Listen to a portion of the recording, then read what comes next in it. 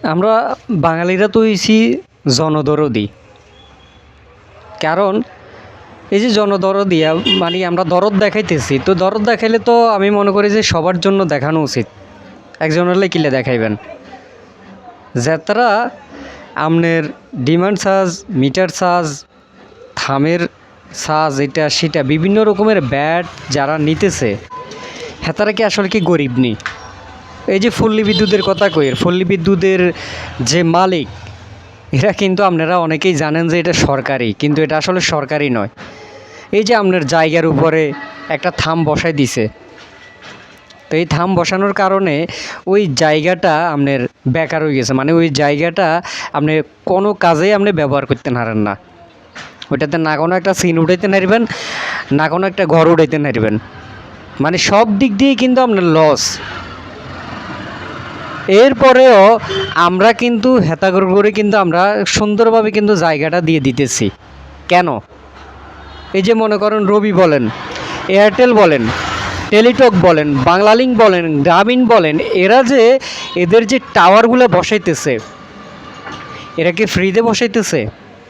এই টাওয়ারগুলো বসাইতেছে, বসানোর জন্য মনে করেন জায়গাটা কিন্তু এরা কিনে নিতেছে। রবি, গ্রামীণফোন, এয়ারটেল, সিটিসেল, টেলিটক যত কোম্পানি আছে এদের দরকারে কিন্তু এরা জায়গাগুলো কিন্তু কিনে নিতেছে।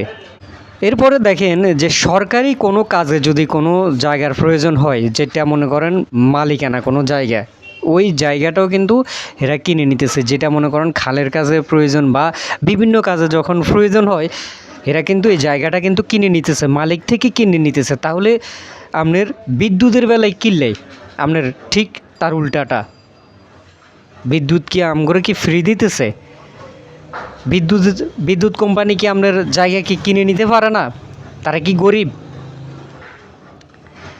আপনার জায়গায় মনে করেন এরা খাম্বা বসাইব, খাম্বা বসানোর পরে আবার আপনি এই খাম্বাটা যখন আপনার জায়গাটা দরকার, খাম্বাটা এটা উঠা আলাইতে হইব। উল্টা কোনদায় আপনার টাকা দিব কি উল্টা হেতা করে আরও 6,000 টাকা দিতে হইব। 6,000 টাকা দিই মাসের পর মাস, বছরের পর বছর হেতা করে পিছনে পিছনে ঘুরতে হইব। কি এটা কি সরকারি প্রতিষ্ঠান? এরা কি বিল নিতেছে না? মিটার ভাড়া, ব্যাট চার্জ, ডিমান্ড, এটা সেটা মিলাই কত টাকা পাবলিকের তুন কত কোটি কোটি টাকা এরা লই যাইতেছে। এরপরে এরা কেন জায়গাটা আপনার ফ্রি ব্যবহার করব? আপনার নিজের কিনা মিটার আপনার নিজের ঘরের লগে লাগাইছেন, ওই মিটার পর্যন্ত এরা ভাড়া নিতেছে।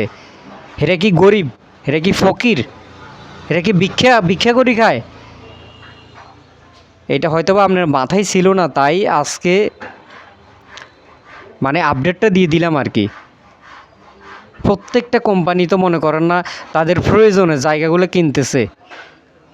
বিদ্যুৎ যারা বিদ্যুৎ সাপ্লাই করে এরা কেন কিনতেছে না? এরা কোনো অন্যের জায়গা এরা দখল করতেছে, অন্যের জায়গায় এরা এদের ফিলারটা আপনার ওইখানে গাড়তেছে। গাড়ি মনে করেন ওই ফিলার বাবদ আবার মনে করেন উল্টা আপনার মালিক থেকে, জায়গার মালিক থেকে আবার টাকা নিতেছে।